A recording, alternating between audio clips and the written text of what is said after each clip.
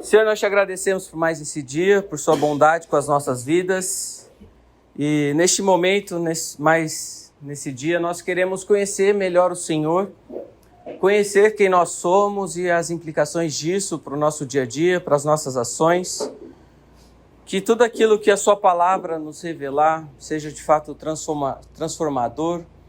Que essas respostas que nós temos caminhado para descobrir algumas ao longo dessas aulas tragam uma certa quietude ao nosso coração, sabendo que o Senhor é aquele quem define a realidade, é o Senhor quem define quem nós somos. Nos dê então a graça para mais esse dia, em nome de Jesus. Amém. Não deu, né? Ok, gente, eu vou falando alto aqui, então se vocês acharem que não estão ouvindo direito, se conseguirem vir mais para frente, tá dando para ouvir tranquilo aí? Ok. Então nessa nossa aula nós temos a intenção de continuar abordando sobre o que é o homem. Então nós tivemos 2 aulas explicando o que é Deus ou quem é Deus e vimos que essa é a questão de fundamental importância, de onde a partir dela todas as outras respostas que nós damos para a nossa existência decorrem. E depois, em segundo em nível de importância, eu abordei a questão do homem. Então a aula passada foi a primeira consideração e eu trouxe várias das implicações para o nosso dia a dia, para a questão do que é o homem. Então nós vimos quão relevante é essa pergunta sobre o que é o homem, e dependendo da resposta para que a pessoa dá sobre o que é o homem, aí que nós vemos vários absurdos que acontecem no nosso dia. Então nós vimos questão de aborto, nós vimos a questão do tratamento com os animais, o valor que nós damos à vida humana, a questão de xingamentos, a maneira como esse ser humano passa a enxergar o trabalho, entre várias outras implicações. E diante desse questionamento, afinal de contas, o homem é um ser bruto, um monstruoso, ou o ser humano é aquele ser glorioso, maravilhoso, grandioso? Aí nós trouxemos Pascal em Pensamentos, que diz: as grandezas e as misérias do homem são tão visíveis que é absolutamente necessário que a verdadeira religião nos ensine tanto que existe algum princípio de grandeza no homem, como também que há nele um grande princípio de miséria. Então a consideração sobre o ser humano tem que levar em conta esses 2 aspectos do homem, tanto a sua grandeza e quanto a sua baixeza. Menosprezar um em detrimento do outro vai levar a uma conclusão equivocada sobre o ser humano. Daí, caminhando para um detalhe um pouco mais técnico, um pouco mais difícil de se considerar, eu trouxe o que um pensador holandês, Herman Doivert, ao abordar a realidade, ele considerou que ela consiste em 15 aspectos. Então, tudo que você olha na natureza, tudo que você olha na realidade, vai existir ele vai falar que são 15 aspectos em que algo existe. A diferença com relação ao ser humano é que o ser humano é o único que existe simultaneamente como sujeito em todos estes. Então, para dar um exemplo para vocês, eu trouxe a questão da planta. Quando o cientista vai lá olhar a planta no laboratório, o que importa para ele é esse aspecto biótico. Então, é aqui que ela vai de baixo para cima. Então, é algo que tem quantidade, que está no espaço, que tem energia, que está em movimento e que existe enquanto um ser vivo. É uma descrição, um detalhamento melhor disso daqui. Acho que dá para voltar lá na aula passada, na gravação. Então, uma planta, ela vem até aqui. Só que para o cientista, essa planta tem o valor de olhar o aspecto biótico. Mas dentro de um jardim, essa planta, ela tem uma função diferente, que ela tem uma função estética. Para o dono da loja de plantas, ela tem ela tem uma função econômica. Em uma disputa por território, uma planta pode ter uma função judicial. Não, isso é meu, isso não é meu. Para a pessoa que tira os óleos essenciais, não. A pessoa que está interessada em tirar os óleos essenciais ali das plantas, das flores, do que existe, ela vai olhar para a planta como aquilo que tem uma função também, mais sensorial.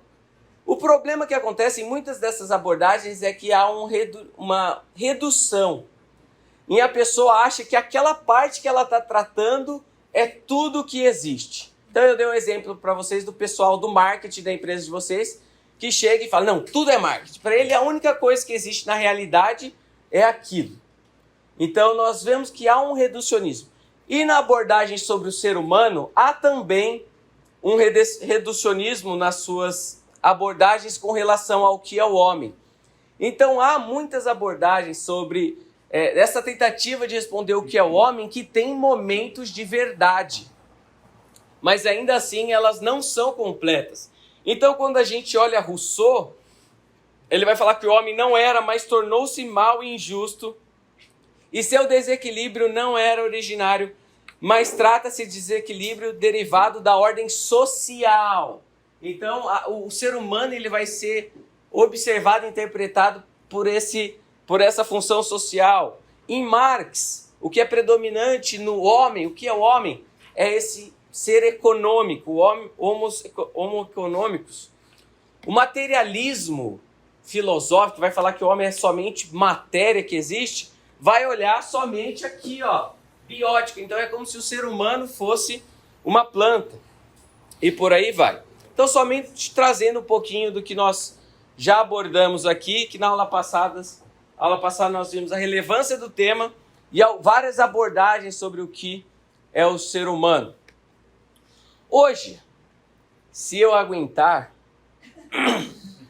eu pretendo tratar a questão da Imago Dei, o fato de nós sermos a imagem e semelhança de Deus. Vamos ver que isso tem profundas implicações para a sua apologética, ou seja, para a maneira que você vai defender sua fé, para a maneira que você vai estabelecer contato com diversas pessoas à sua volta. E algo que também, se sobrar um tempo, eu pretendo trabalhar, que é aspectos dinâmicos e estáticos. Há algo que todos os seres humanos possuem em comum. Mas o que é que distingue o Lucas do Elbi, do Davi, da Rosana? O que nós temos de diferente? O que é que ao longo da nossa vida vai nos formando enquanto indivíduo? Então, começando com Imago Dei, e esse conceito Imago Dei, imagem de Deus, é como se fosse o coração da antropologia cristã. Então nós estamos tratando aqui o assunto de suma importância. E o texto básico que nós temos sobre isso está lá em Gênesis 1, 26, 27. Se alguém puder ler para mim, por gentileza.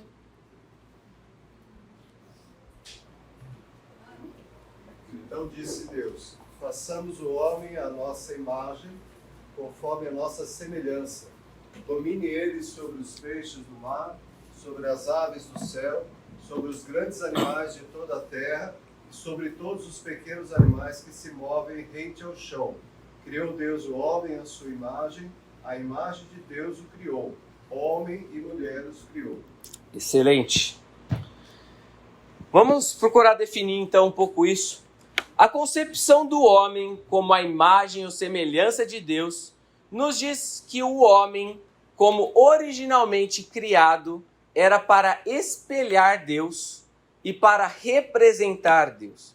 Então esse autor aqui que tem uma obra falando justamente sobre essa antropologia, ele traz dois aspectos que incluem nessa imagem de Deus presente nos seres humanos, e pasmem, todos os seres humanos, cristãos ou não cristãos. Espelhar. Então, quando alguém olha para o ser humano, deve ver nele ou nela um reflexo claro de Deus. Então, quando nós vemos na revelação geral aquilo que Deus manifestou na sua criação, nós podemos perceber, nós podemos contemplar algo sobre esse Deus. mas nada na criação se compara com aquilo que pode se conhecer, perceber, ou o que de melhor associa-se a Deus do que no ser humano. E representar, o autor traz que os monarcas antigos frequentemente colocavam estátuas, colocavam imagem de si mesmo em regiões remotas, para que ali ele pudesse ser uma representação da sua figura, da sua imagem, lembrando então da sua autoridade e lembrar aquelas pessoas em que tinham aquele algo físico, lembrar que de fato ele era rei. Então, como representantes de Deus, deveríamos apoiar e defender aquilo que Deus apoia, nós enquanto essa imagem, apoiar aquilo que Deus apoia e promover aquilo que Deus promove. Então, por nosso intermédio, nós como esses representantes de Deus, realizamos os propósitos de Deus na terra. Você consegue perceber aqui alguma ligação, talvez, com aquilo que nós encontramos no primeiro, no segundo mandamento? Então, por que nós não vamos criar imagem de escultura para representar Deus? Será, não vou entrar nessa questão aqui, mas será que é porque esse Deus já possui a sua imagem no ser humano? Uma definição um pouquinho mais técnica sobre o que abrange uma imago Dei. O que é presente no homem quando nós falamos que este é a imagem e semelhança de Deus? Carlos Oswaldo vai falar que isso tem a ver com personalidade teomórfica dependente. Manifesta em estrutura, relacionamento e domínio. Quero destrinchar com vocês cada uma dessas questões que ele pontuou. Personalidade. Tudo o que torna possível um ser autoconsciente, incluindo os aspectos materiais e imateriais do homem. É um ser que tem personalidade, é um ser autoconsciente. Nós não estamos falando, conforme uma abordagem materialista, que é matéria. Tudo que ele existe ali é uma pedra, é semelhante a uma pedra, uma planta. Teomórfica, ou seja, em forma de Deus, indica que o arquétipo, ou seja, o protótipo, o modelo, o exemplo do homem é o Deus Trino. E os nossos atributos refletem, ainda que imperfeitamente, o caráter deste Deus. Então, nós, enquanto seres humanos, nós estamos demonstrando, através daquilo que a gente faz, a maneira que a gente vive, quem Deus é e o que Ele faz. Dependente. Já nós vamos abordar um pouquinho sobre isso, mas a criação de Deus sempre envolveu em um homem que fosse dependente. E isso originalmente era bom. Sempre foi bom que o ser humano fosse dependente. Deus não criou um outro Deus. Ele criou um ser dependente. Indica que o homem não é um ser autônomo, derivando a sua própria existência daquele que o criou. Então, a personalidade teomórfica dependente se manifesta em estrutura. Por estrutura quer dizer-se não estrutura física, mas a estrutura emocional, intelectual, volitiva. Ou seja, pensa aqui na imagem do coração do ser humano, que é manifesta essa imago Dei no homem através dos relacionamentos, indicando que o perfeito amor existente na relação da Trindade é também manifesta através das nossas interações. Nós somos seres relacionais, porque Deus é relacional.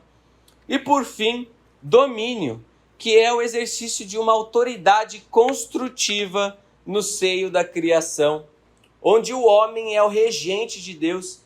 Então nós vemos que o ser humano, dentro dessa função para o qual Deus criou, é de exercer domínio sobre o restante da criação. Então, quando nós vemos em algumas abordagens o homem sendo colocado em pé de igualdade com uma árvore, com um cachorro, com um boi, em que são todos eles iguais em dignidade, isso está completamente errado.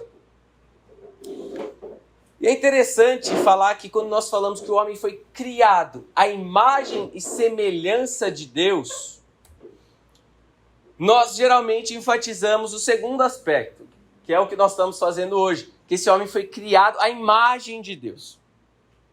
Mas depois de enfatizar isso,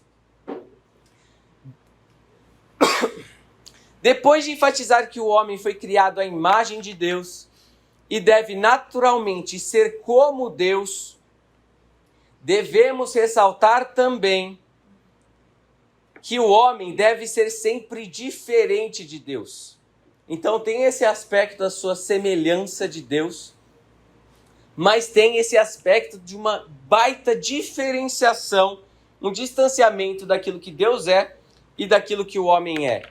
O homem foi criado à imagem e semelhança de Deus. Isso é importante nós também levarmos em consideração.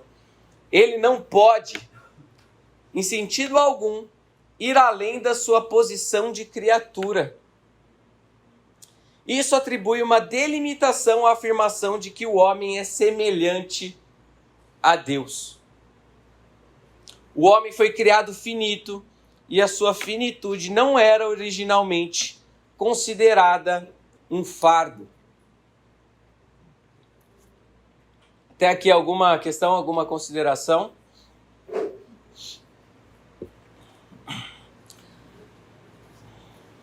Deixa eu... Já tá com bastante aqui. Algo que está, vamos dizer, dentro dessa discussão da imagem e semelhança presente no homem sobre Deus é o sensus divinitatis, que nada mais é do que o senso da divindade, ou a noção da existência de uma divindade. E isso está presente também em todo ser humano. Em todo ser humano foi colocado um senso, uma noção, um sentido, um certo sentido da existência de Deus. Calvino, lá nas Institutas, logo no comecinho, ele fala: isto, sem dúvida, sempre será evidente aos que julgam com acerto. Estar gravado na mente humana de todos um senso da divindade, que se não pode obliterar nunca, não se pode apagar jamais. Mas não somente que esta convicção de que há algum Deus é a todos ingênita de natureza, mas ainda que no íntimo encravada lhes é como que na própria medula.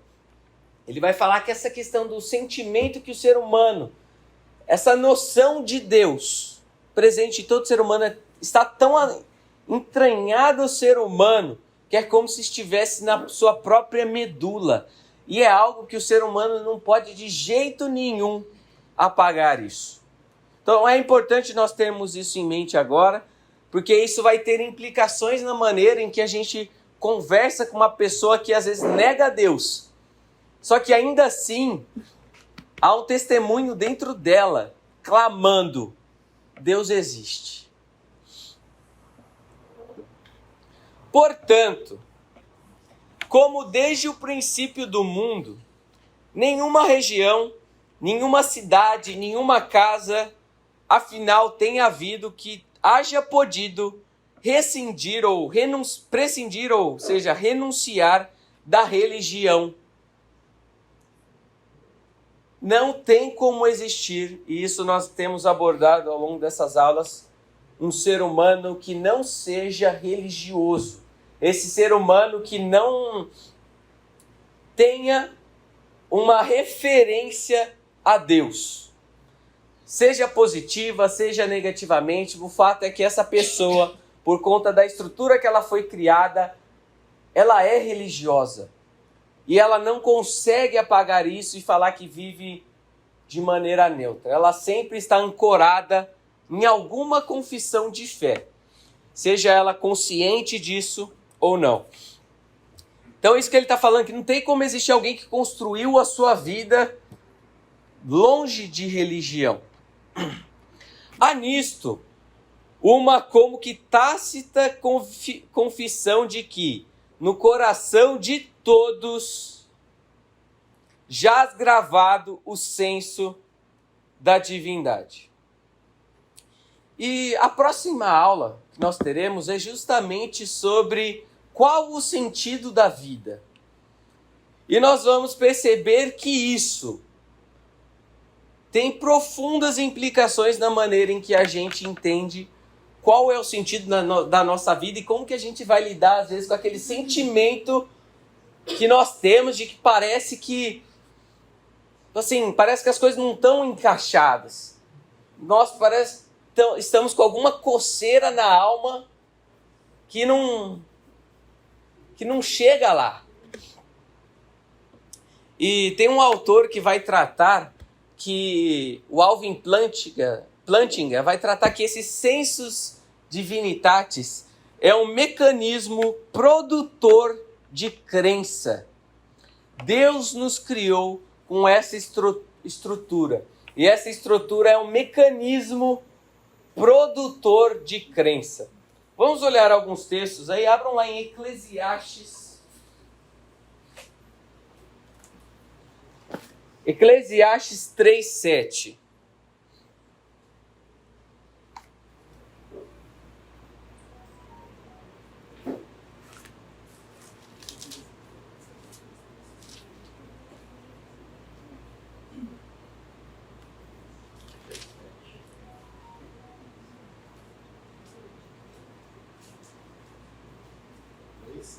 Não é o 3:7, gente.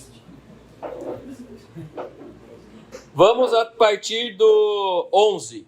Diz assim: Ele fez tudo apropriado ao seu tempo, também pôs no coração do homem o anseio pela eternidade. Mesmo assim, ele não consegue compreender inteiramente o que Deus fez. Outro texto, Romanos 1:18.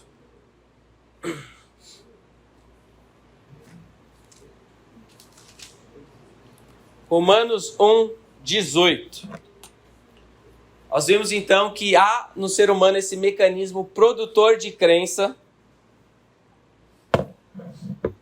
Mas vamos ver o que esse ser humano faz, o que o ser humano natural faz com esse conhecimento. Romanos 1:18 em diante. Portanto, a ira de Deus é revelada nos céus contra toda impiedade e injustiça dos homens que suprimem a verdade pela injustiça. Então é só interessante notar aqui que na discussão nem sempre é a verdade que está em jogo. Porque aqui o ser humano está trocando a verdade não pela mentira, mas pela injustiça. Então é esse ser humano que não quer abrir mão das suas paixões, seus desejos, e por conta disso suprime essa verdade. Mas ele não está interessado aqui nos fatos. Ele está interessado em manter a sua injustiça. Pois o que de Deus se pode conhecer é manifesto entre eles, porque Deus lhes manifestou. Pois desde a criação do mundo, os atributos invisíveis de Deus, seu eterno poder e a sua natureza divina têm sido vistos claramente, sendo compreendidos por meio das coisas criadas. De forma que tais homens são indesculpáveis. Atenção agora. Porque tendo conhecido a Deus, não o glorificaram como Deus, nem lhe renderam graças, mas os seus pensamentos tornaram-se fúteis e o coração insensato deles obscureceu-se. Então nós vemos aqui que esse conhecimento de Deus é suprimido e o resultado disso é idolatria. Então é por causa desse conhecimento de Deus que todo ser humano tem, e que quando esse ser humano ofusca, suprime, o resultado vai ser sempre a idolatria, porque o ser humano é, por natureza, um adorador. E se esse ser humano não está adorando a Deus, ele não pode viver no vácuo, por causa da sua estrutura. Ele vai adorar alguma outra coisa. E é por isso que vem a idolatria.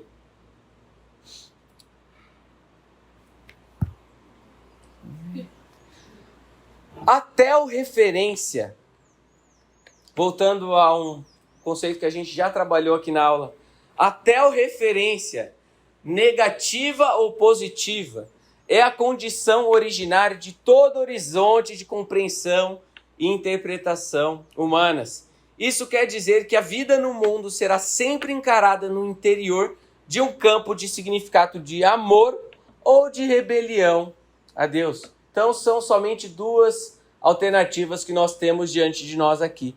A pessoa que está direcionada, voltada a Deus, adorando e servindo ao Deus verdadeiro, ou aquele que está adorando algum falso Deus. Perceba que isso é por conta da estrutura que nós fomos criados, a imagem e semelhança de Deus, que nós temos esse sentido da divindade cravado no nosso coração. Nós temos esse conhecimento de Deus que muitas vezes é suprimido, resultando na idolatria. Mas a pergunta que vem é: o que acontece depois que o ser humano peca? O que será que acontece com a sua imagem e semelhança de Deus após a entrada do pecado no mundo? Bem, a gente chega à conclusão que o ser humano hoje se encontra em uma condição anormal. E é por isso que nós temos um problema quando esse ser humano anormal quer, a partir de si mesmo, definir as coisas. A partir da sua própria, vamos colocar aqui, a partir da própria razão. Quando entra aí o racionalismo, em que a pessoa acha que, pelo exercício da razão, tudo que nós podemos conhecer é somente pela razão. Ok? Mas o fato é que você está desconsiderando que essa razão está afetada pelo pecado. Então, o fato da entrada do pecado no mundo nos salta à mente aquela frase de Pascal que diz que há no homem tanto a grandeza quanto a sua baixeza. Esse ser humano é a imagem e semelhança de Deus. Só que esse ser humano se rebelou contra esse Deus. Então observe neste momento como a interpretação cristã de vida é coerente. E o que acontece, olha só alguns textos aí, mostrando que mesmo após a entrada do pecado no mundo, o ser humano ainda é reconhecido como imagem e semelhança de Deus. Exemplo aí, Tiago 3:9. Com a língua bendizemos ao Senhor e Pai, e com ela amaldiçoamos os homens, feitos à semelhança de Deus. Isso permanece em nós, portanto. Mas o que acontece é que há um certo direcionamento daquilo que Deus nos criou, vamos dizer, para acertá-lo, há um direcionamento para alguma outra coisa. Então as tendências, as afeições, o raciocínio, ao invés de ser como uma flecha que vai em direção a este Deus, a imagem e semelhança permanece. Mas o que acontece agora é que essa flecha, que continua sendo lançada em direção a Deus, passa agora a assumir direções outras, dimensões, alvos estranhos, alvos apóstatas. Mas nós continuamos sendo essa flecha em direção a alguma coisa. Então o que muda aqui, o que o pecado afeta no ser humano, é que agora essa flecha não está mais indo em direção ao único que pode conferir a esse ser humano significado,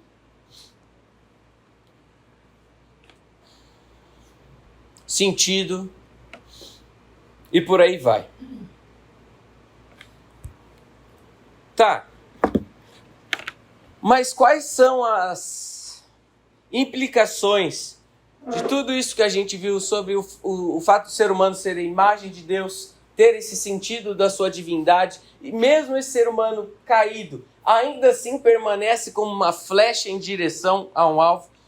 Como que você vai conversar com uma pessoa que não é cristã? Isso eu falo considerando que você tem uma mente. Após a sua conversão foi te dado o Espírito Santo. E agora com o Espírito Santo, você passa a compreender a mente de Cristo. E é por isso que nós compreendemos algumas coisas de Deus, e isso nos soa como razoável, não mais como loucura. Então é interessante o livro de Coríntios nesse sentido, porque nós vamos olhar aquilo que Deus faz, aquilo que Deus diz, e nós vamos nos submeter a isso. Mas nós fazemos isso porque foi nos dada a mente de Cristo.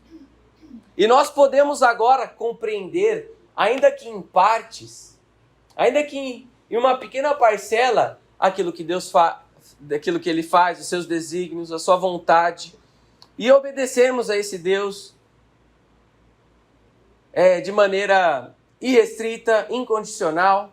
Nós nos submetemos a isso. Mas há uma outra pessoa que vai olhar para tudo isso que você está falando e falar que isso é loucura, que não faz sentido, que isso daí é um mito e por aí vai. E muitas vezes nós estamos em busca dessas evidências para comprovar algumas coisas, para que essa pessoa entre nesse sistema e fale, não, faz sentido. Mas isso é impossível de se acontecer. Eu quero falar então que nós estamos em terrenos opostos, em que esse contato seu com a pessoa não cristã vai ser extremamente difícil. Porque você vai falar uma coisa, mas você fala isso porque você já interpretou com a mente de Cristo. Mas há na Imago Dei um ponto de contato.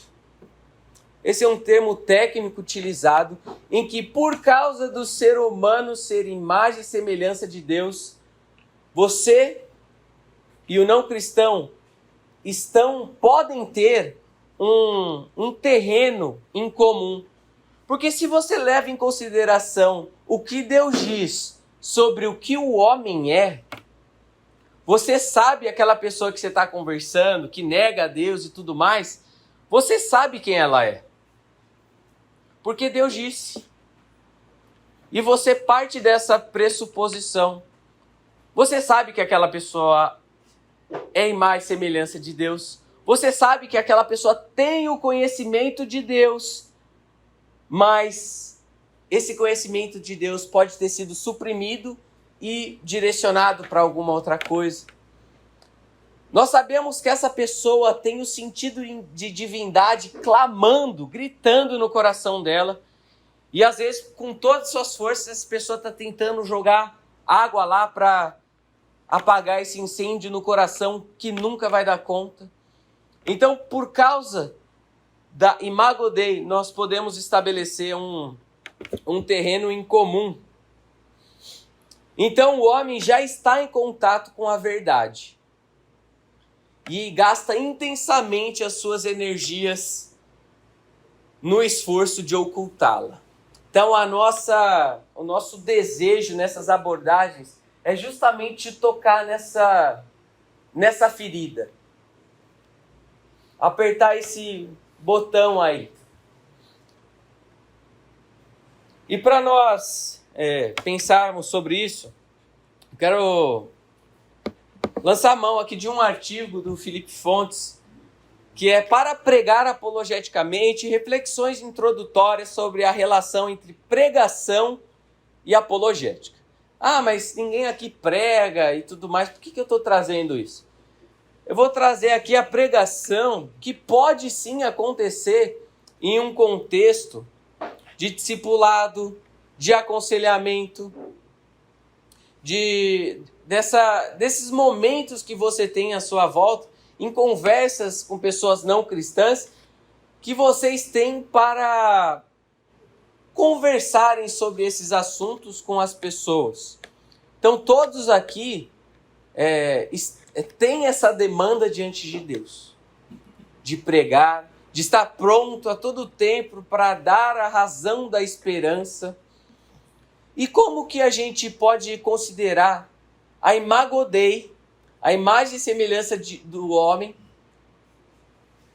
nessas nossas abordagens? Então é isso que eu pretendo fazer agora, mostrar como que o fato do ser humano ter essas características, o que isso influencia nas nossas abordagens, nas nossas conversas.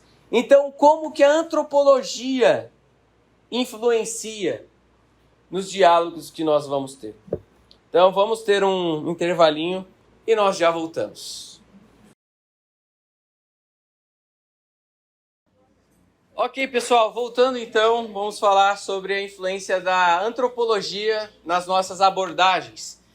Só para dar o devido crédito, o Felipe Fontes ele está citando Vadislau Gomes. Então, nem tudo que está sendo falado aqui, os tópicos, é do Felipe, tá? Só para ele não ter todo o crédito. Então, vamos lá. O caráter fundamentalmente religioso do ser humano. O homem existe corandeu diante da face de Deus. Consequentemente, toda a sua existência é teorreferente.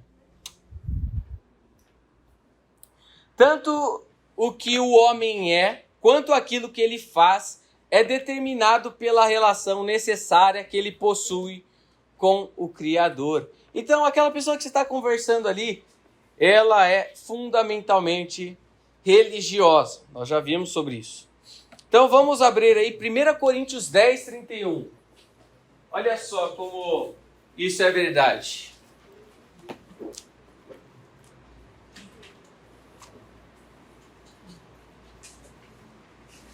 Primeira Coríntios 10, 31.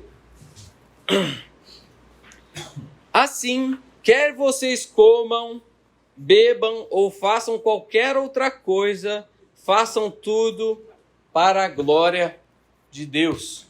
Então, em um certo sentido, em nossa vida, tudo é feito diante de Deus. Tudo aquilo que a gente faz, as coisas mais ordinárias da vida, são feitas para Deus, por meio dele. A centralidade do coração. O homem é determinado pelo seu coração. São os motivos que atuam na dimensão religiosa da existência humana, relativos à adoração, os que determinam todo o direcionamento de sua existência. Então é uma resposta ao coração da pessoa aquilo que ela faz.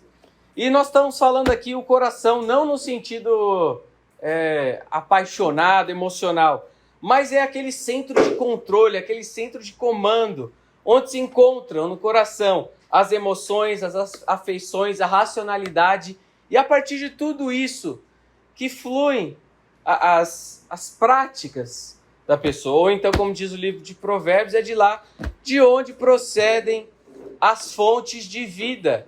Então, ter em mente aqui o coração da pessoa, estar ciente do coração da pessoa, que ela só está fazendo o que ela faz por causa do coração dela.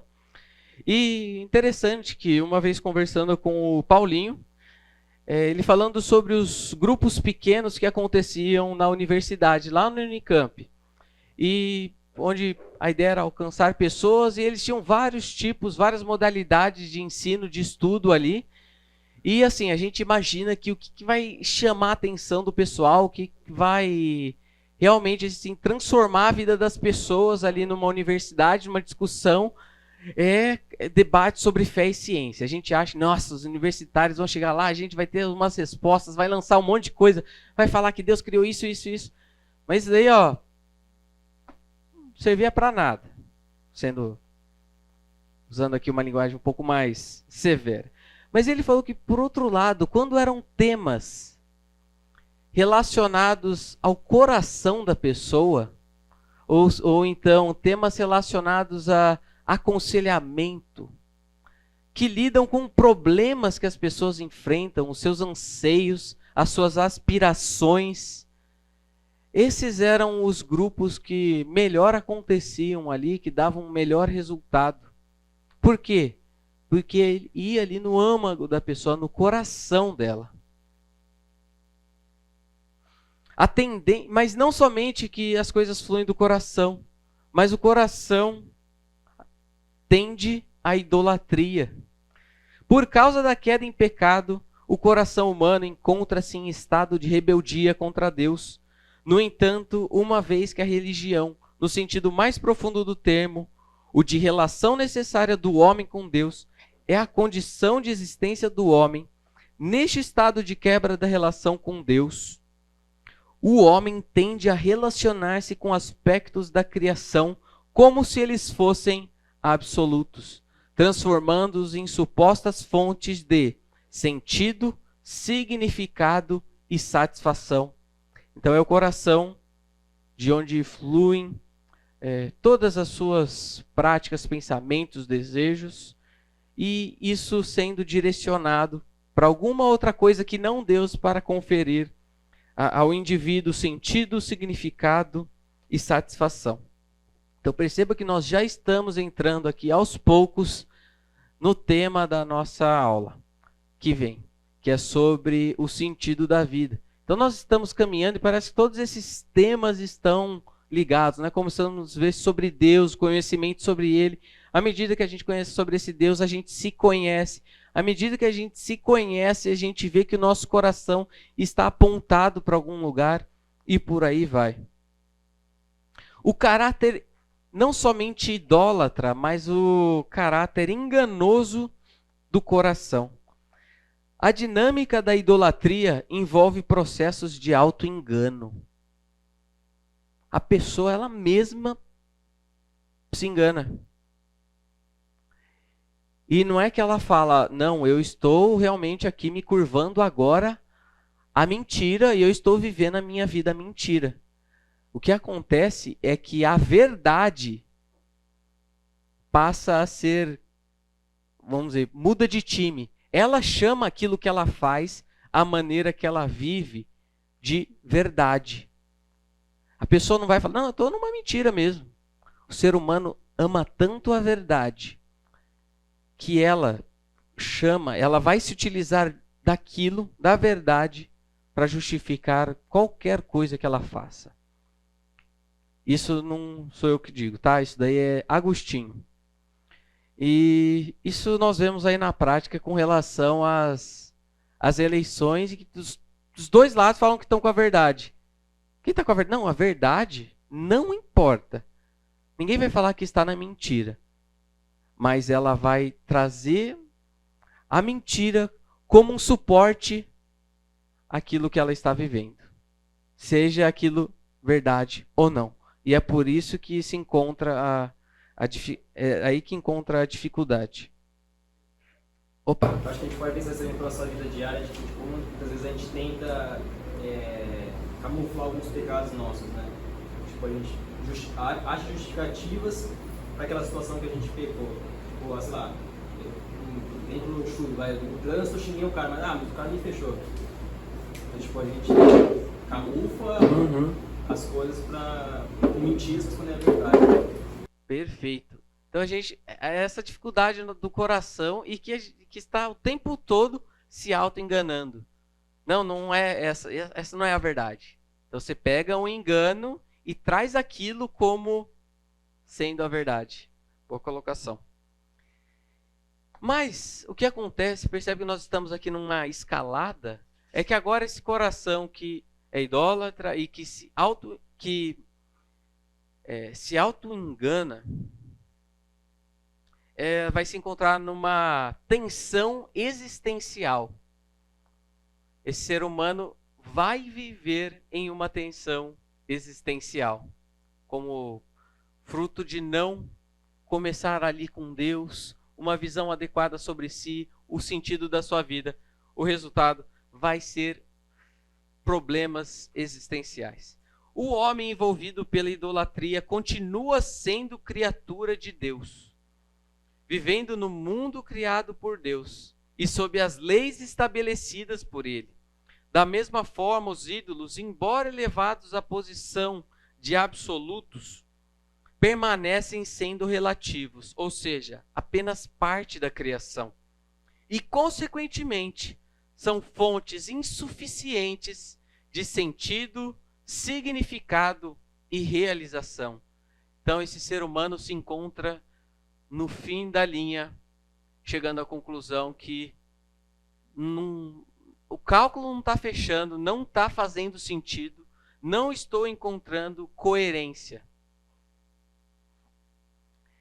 Por estas razões, o indivíduo envolto pela idolatria está também envolto por incoerências, inconsistências e inquietações. Esse é o homem que está diante de nós. Então, mais uma vez, a nossa função, a nossa missão de chegar ali e apontar que o coração da pessoa, criado para adorar a Deus, está adorando um outro Deus.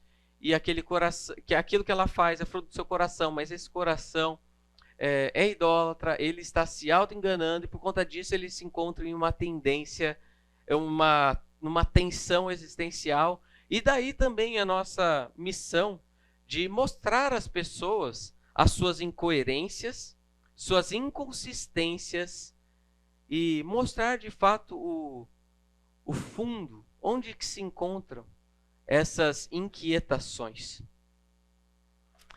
Aí a gente começa a caminhar para alguma mudança significativa na nossa relação com aquela pessoa. Novamente, abordando ainda do tema da antropologia. Como que esse homem agora vai ser resgatado?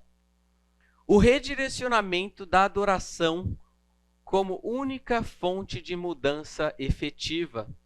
É aquele ser humano que agora vai ser convocado, que vai ser exortado a redirecionar a sua vida, a sua adoração ao verdadeiro Deus. A transformação efetiva do ser humano é aquela que acontece em sua dimensão religiosa. Embora mudanças periféricas possam acontecer sem que alguém se volte da idolatria para a adoração, ou seja, a gente vai falando para as pessoas e muitas vezes a gente preocupado, lembra que eu tinha desenhado aquela árvore com seus frutos, a gente preocupado ali com o fruto, que isso está errado, aquilo, e a gente quer que a pessoa mude um comportamento, uma atitude, um pensamento, mas no fim, uma pequena mudança pode até acontecer, mas isso não é suficiente. Este retorno de natureza religiosa é a condição fundamental para transformações verdadeiramente significativas. É somente quando a gente vai lá, tem uma concepção adequada sobre Deus e adora esse Deus é que mudanças acontecem, que afetam o homem de forma segura e abrangente. É assim que o ser humano pode se transformar. Não se transformar porque não é ele quem se transforma, né? Mas é dessa maneira que a transformação de Deus para o homem acontece. E por fim, a palavra de Deus como único meio efetivo de persuasão. O instrumento para a transformação do coração humano é a persuasão bíblica. A Escritura Sagrada é o meio determinado por Deus para o convencimento da idolatria e o redirecionamento do homem para a adoração verdadeira. Disso que nós vimos na aula até aqui, alguma questão, alguma consideração, alguma conversa que você já teve com alguém que tocou em algum desses temas? Eu queria comentar que você disse da da argumentação para as pessoas, né, do convencimento, mas isso ele só vai acontecer quando o Espírito Santo mudar a chavinha. Por mais que haja lógica, né, que você está falando da argumentação, chega um ponto que só há um convencimento, só uma certeza, uma revelação. Então, eu acho que é um ponto fundamental. Uma das aulas que eu abordei aqui foi justamente sobre isso, no sentido, vamos dizer, contra essa perspectiva de que chegar para as pessoas e apresentar evidências é suficiente. E aí eu abordei também justamente que é nesse momento em que Deus vem e vira a chavinha da pessoa, porque é somente dessa maneira que a gente pode ter esse conhecimento de Deus, que aí que as coisas acontecem. Então, acho que a gente está caminhando nessa mesma direção mesmo.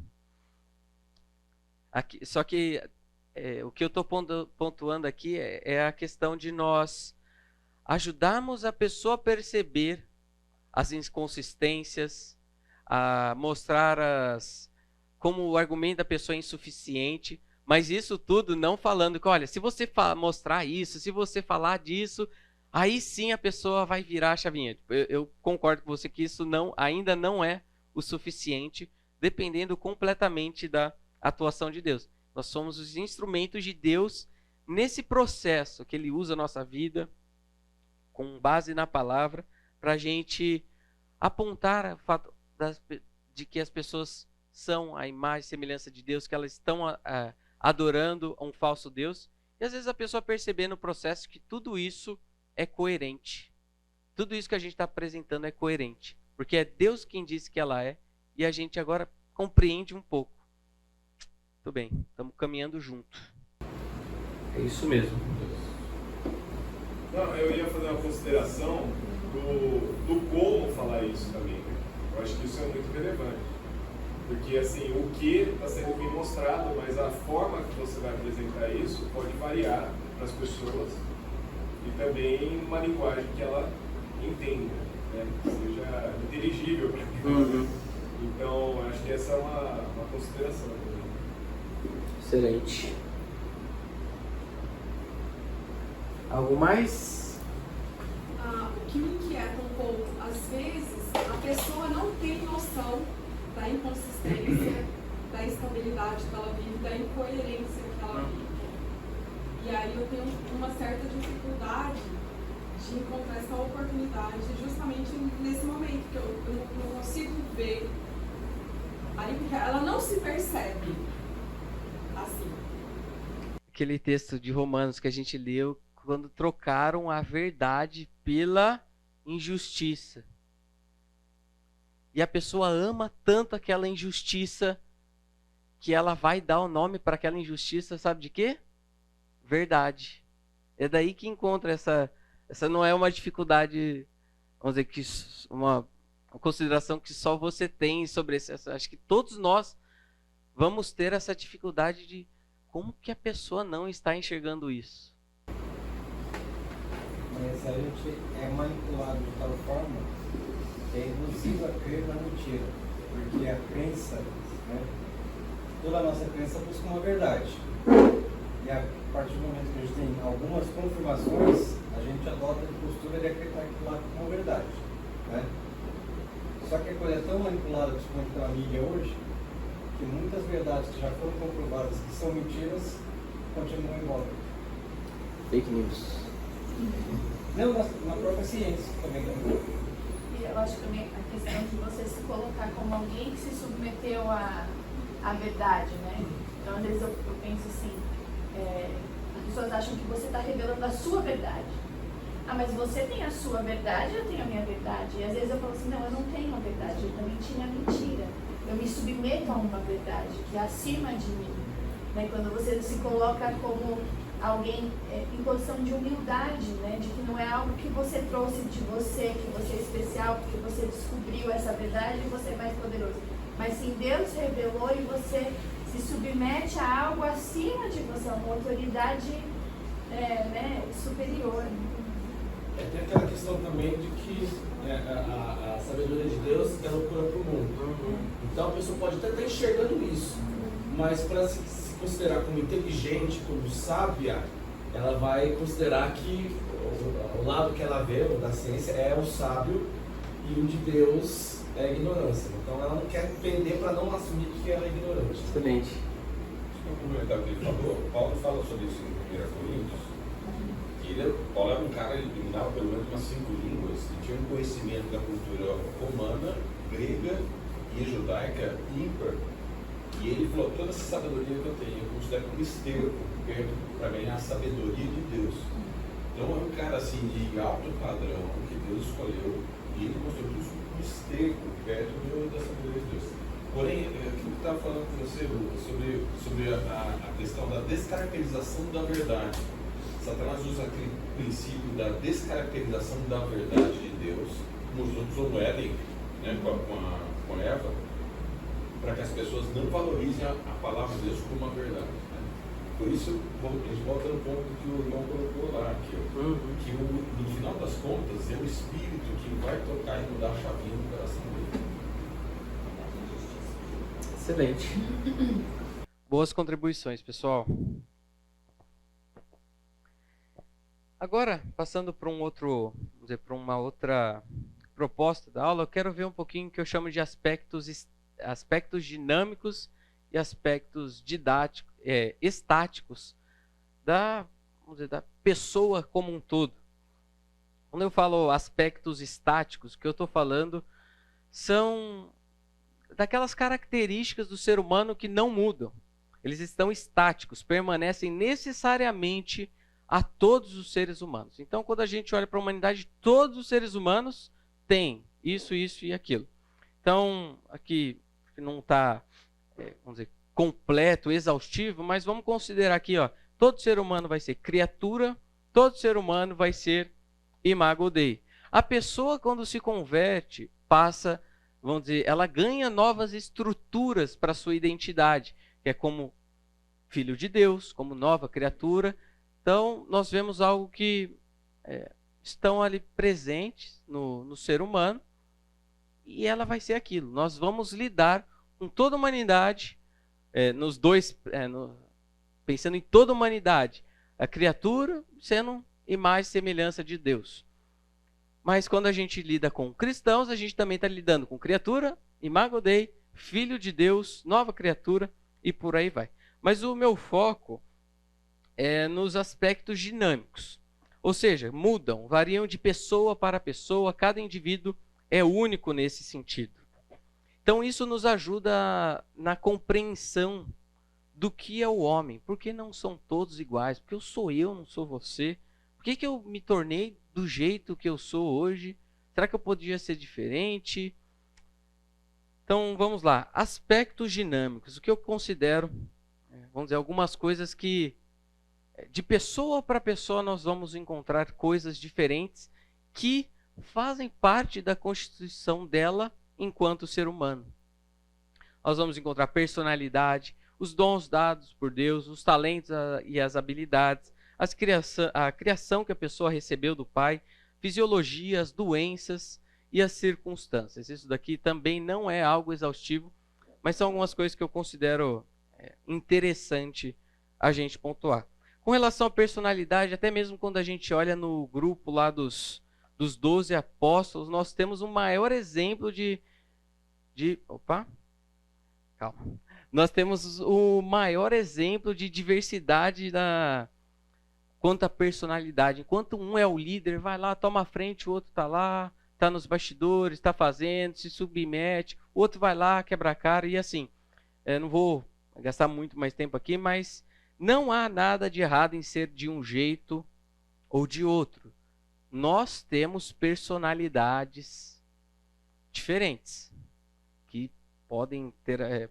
A gente pode ter chego a essa personalidade que nós temos hoje por diversos motivos. Mas também os dons dados por Deus, temos diferentes dons de acordo com a graça que nos foi dada. Se alguém tem o dom de profetizar, use-o na proporção da sua fé. Se o seu dom é servir, sirva. Se é ensinar, ensine. Se é dar ânimo, que assim o faça e prossegue. O que eu quero abordar aqui Deus deu dons diferentes para cada um de acordo com o seu propósito. Então é por isso que dentro de uma comunidade, dentro de uma igreja, nós não temos só o pastor mestre. Imagina, como que seria uma igreja só com o pastor lá pregando? Então, dentro dessa funcionalidade da igreja, nós temos pessoas que foram dotadas por Deus de maneiras diferentes, isso com um propósito de Deus para nós. Nós temos talentos e habilidades diferentes. Então, saindo um pouco aqui do âmbito de dons, vamos dizer, espirituais, para serem utilizados para o aperfeiçoamento dos santos, nós temos talentos e habilidades. E há um certo debate, eu consultei já o Elbi sobre essa questão para não falar besteiras. Se eu falar, me fale, tá? Então há um debate se nós nascemos com a genética predisposta a ser bom em uma área ou não. Não sei se você já se questionou se um jogador de futebol vai lá e tem um filho. Será que aquele filho sai na frente dos coleguinhas por ser filho de um jogador? Será que a genética da pessoa está diferente? Quando olhamos ali o caso do Ronaldo e o Ronald.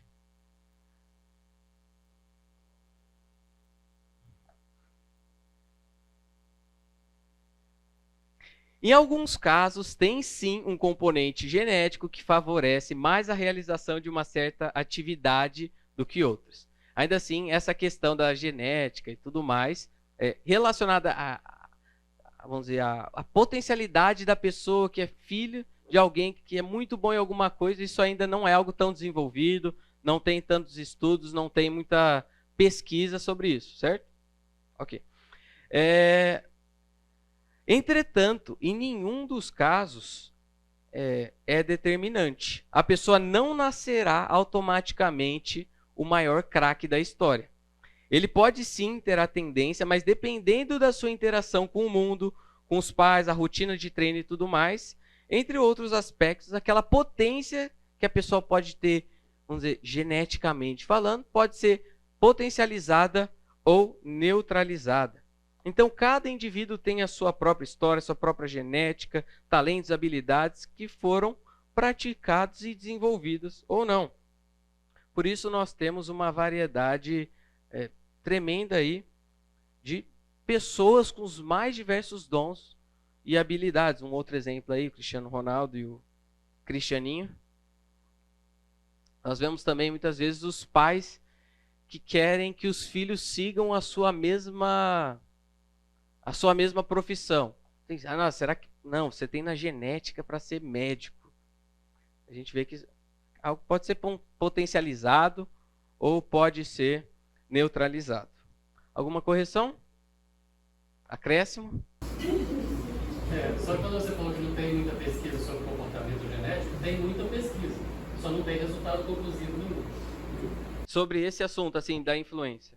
Porque a pessoa, ela pode ter tendências, elas podem ser potencializadas ou não. As tendências, elas existem. Só que você não consegue dar previsões para isso. Então tem muita pesquisa, mas alguns resultados apontam para um lado, outros apontam para o outro, então não tem conclusão. É só isso. Pesquisa tem, só que não chegou em nenhum lugar ainda. Excelente. Obrigado, Welby. Criação dos pais. Nós temos um caso de uma criança que nasceu num berço de ouro. Aos 5 anos já fazia latim, alemão, francês, aula de piano, hipismo e por aí vai. Você acha que isso vai ter alguma influência na maneira que a pessoa vai chegar lá na frente? Por outro lado, a pessoa que foi menosprezada pelos pais, abandonada, deixada de lado para viver a vida por si só.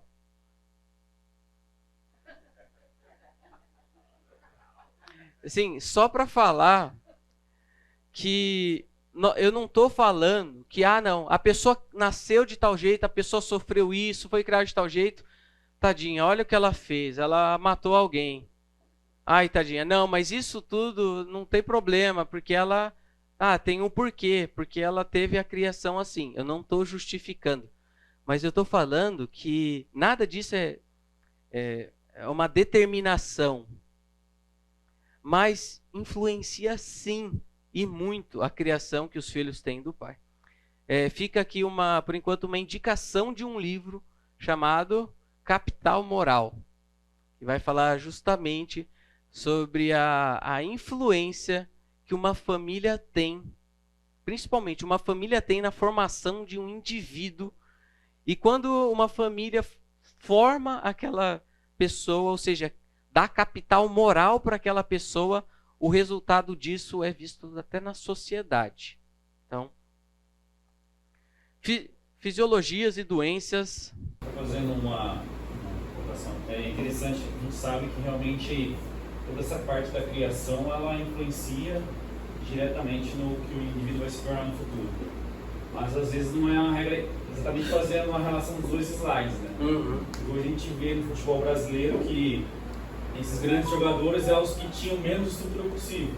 Então, o cara não fez uma escolinha top de futebol, não teve uma criação. Normalmente o cara veio no meio da favela, jogava a bola num campinho de areia ruim, sem chuteira, e nem por isso aquilo influenciou, vamos dizer, negativamente para que ele potencializasse o máximo do seu capacidade. E o contrário também é verdade. A pessoa que cresceu naquele berço de ouro e tudo mais, e depois... Eu ouvi um estudo, eu não li, não sei se... mas que falava que o cérebro ele sofria alteração estrutural, dependendo da situação de miserabilidade da criação. Então, assim, no futuro, às vezes tinha alteração em exame de imagem que você via algumas áreas menores daquelas crianças, dependendo. Também não acho que é determinante, não acho que... Mas é que existe essa questão fisiológica também, né? É interessante. Isso aí, não determina. Ele está falando aqui, influencia e muito. Fisiologias, doença, o que você tem aí de problema na sua saúde que seus pais também tinham? E eu quero gastar um tempo maior agora, esse finalzinho da nossa aula, falando sobre as circunstâncias que ao longo da nossa vida foram nos moldando. O filósofo José Ortega y Gasset diz: eu sou eu e as minhas circunstâncias. Então, um impacto, às vezes, que uma pessoa, alguma circunstância em que a pessoa vive, isso tem sim uma tremenda influência, não uma tremenda determinação naquilo que ela vai se tornar. Quando a gente vê pessoas que sofreram abusos quando crianças, quando ela chega na fase adulta, você acha que ela não carrega traços daquilo? Uma pessoa, aconteceu algo aqui próximo com uma família que o pastor viria para o treinamento concedido pela igreja para pastores. O carro com o marido, mulher e 2 filhos caiu num despenhadeiro. O pai, a mãe e o irmão morreram. E depois de algumas horas, com um lado falando que a criança chegou a presenciar a morte dos 3, a criança sobe o barranco e consegue ser resgatada. Você acha que isso vai exercer alguma influência naquela pessoa? Na maneira como ela convive, reage, se porta? Então, às vezes a gente tem uma visão, não, que nada disso... Pessoal, sim, as influências, as circunstâncias, elas vão nos moldando. Traços, às vezes, de personalidade que vão sendo caminhados por um lado ou para o outro, dependendo daquilo que a pessoa tem como história. Você hoje, não estou falando, justamente não estou falando desse determinismo, não. E às vezes até as pessoas justificam, não, é o que eu estou desse jeito por causa daquilo. Mas nós podemos entender como que a pessoa é hoje por conta da sua história. Tudo que ela foi passando ao longo da sua vida. A gente tem o próprio testemunho do C.S. Lewis com a morte da sua esposa no livro Anatomia de uma Dor. Dizer que o paciente está recuperando-se depois de uma operação de apendicite é uma coisa. Depois de lhe amputarem a perna é outra bem diferente. Depois dessa operação, ou o coto cicatriza ou o homem morre. Se cicatrizar, a dor atroz e contínua cessará. Dentro em pouco, ele está fazendo analogia com a sua dor, com a sua experiência do luto. Dentro em pouco, ele recobrará sua força e será capaz de caminhar com uma perna de pau. Ele se recuperou, mas é provável que sinta dores recorrentes no corpo por toda a vida e talvez padecimentos bem ruins. Ele sempre será um perneta. Dificilmente haverá um momento em que se esqueça disso. Tomar banho, vestir-se, sentar-se, levantar-se de novo, até mesmo deitar na cama, tudo será diferente. Seu tipo de vida mudará na totalidade. No momento, estou aprendendo a andar com muletas. Talvez em breve seja dado uma perna de pau. Observe agora, mas jamais serei um bípede de novo. Esse evento na sua vida, essa circunstância, o mudou.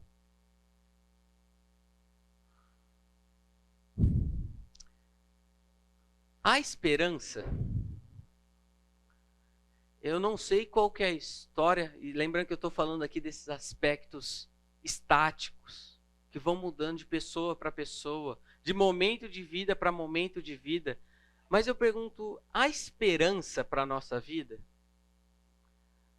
Não conheço a história de cada um de vocês, mas certamente ela é marcada por muitas circunstâncias adversas, momentos bons e coisas que foram ao longo da sua vida te influenciando, te moldando.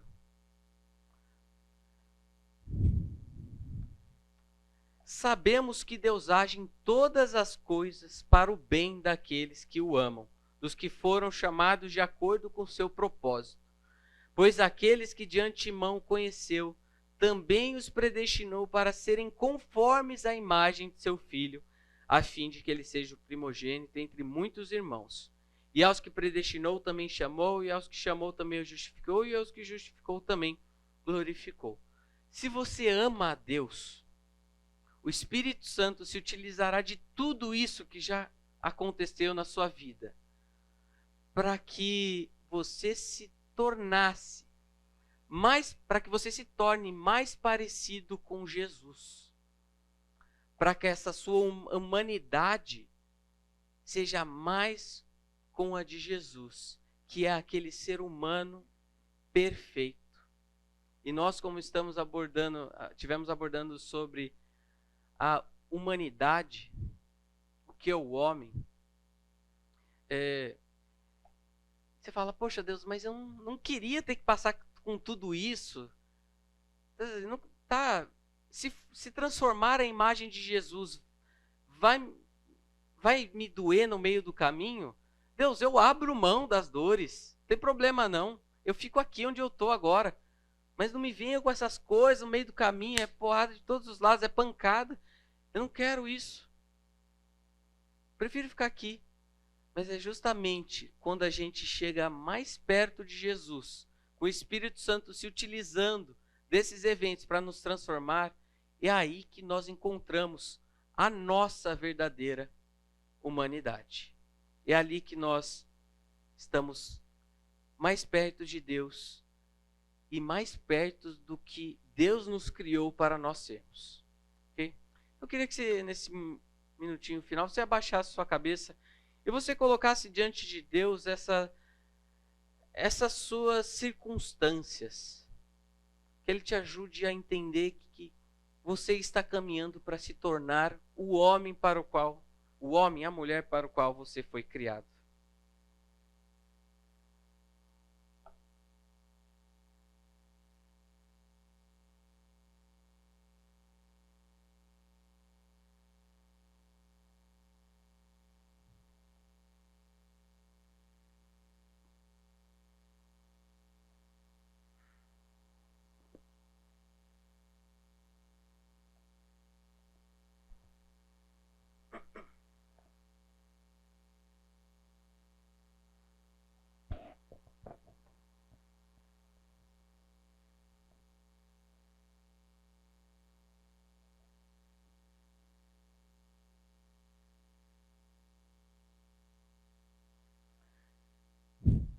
Deus, o Senhor é o Senhor, Tu és o Senhor da nossa história. E tudo aquilo que nós já vivemos, passamos, nós reconhecemos que tudo isso foi dirigido, controlado e sustentado pelo Senhor. Nos ajude a entender isso, que o nosso coração se aquete ao saber que o Senhor vai se utilizar de tudo isso para a nossa semelhança com Cristo e então para nós vivermos essa vida conforme o seu propósito, de nós sermos mais parecidos contigo, relacionando com o Senhor, tendo o seu caráter. Que essa seja a experiência de vida de cada um aqui, essa caminhada para cada vez mais se entender como criatura dependente e alguém que ama totalmente o Senhor. Em nome de Jesus, amém.